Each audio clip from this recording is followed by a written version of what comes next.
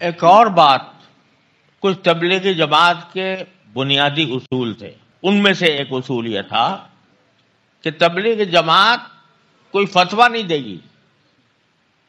فتویٰ اگر کوئی پوچھے تو مفتیوں کے پاس جاؤ. تبلیغی جماعت کوئی فتویٰ نہیں دے گی. اب فتوے صادر ہو رہے ہیں تبلیغی جماعت سے، فلاں چیز حلال ہے، فلاں چیز حرام ہے، اور جو کوئی اس فتوے کے خلاف کسی نے کوئی بات کہی ہے تو اس کو جاہل کہا جا رہا ہے. اس کو کہا جا رہا ہے کہ جاہل ہے، جاہلوں نے فتویٰ دیا. یہ کبھی نہیں ہوا تبلیغی جماعت کے اصولوں کے خلاف کہ وہ فتویٰ دے. تبلیغی جماعت کے اصولوں کے خلاف ہے کہ کسی کی تردید کرے. اصول جو حضرت مولانا الیاس صاحب رحمۃ اللہ علیہ کے وقت سے چلے آ رہے تھے، اس میں تردید کا کوئی پہلو نہیں تھا. وہ مثبت دعوت تھی، دین کی مثبت چیزوں کی دعوت تھی.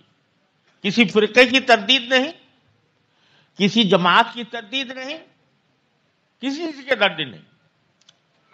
اب تردید بھی ایک لازمی حصہ ہو گیا. جہاد کی تردید، جہاد کی تردید، جہاد کے خلاف بیانات، جہاد کے خلاف بیانات کہ دین مار کٹائی کے لیے نہیں آیا تھا. جہاد کے خلاف بیانات، اور جہاد کے جو لوگ جہاد کوئی کر رہے ہوں ان کو ناسمجھ، بے وقوف اور دین کی سمجھ نہ رکھنے والا قرار دیا جا رہا ہے، اور اس کی تردید ہو رہی ہے.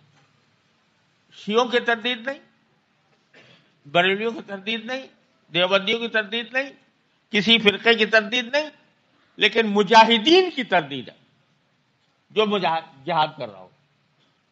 حالانکہ جہاد کی آیات کو منطبق کیا جا رہا ہے خروج فی سبیل اللہ اس چلوں کے لیے نکلنے کے اوپر، اور پھر جہاد کی تردید بھی ہو رہی ہے کہ جہاد جو لوگ جہاد کر رہے ہیں وہ سمجھتے نہیں، اصل کام تو یہ تھا، یہ کرنا چاہیے تھا. یہ فتوے اور یہ ان خیالات کا اظہار، تردید جو بنیادی اصولوں کے خلاف بات تھی وہ کی جا رہی.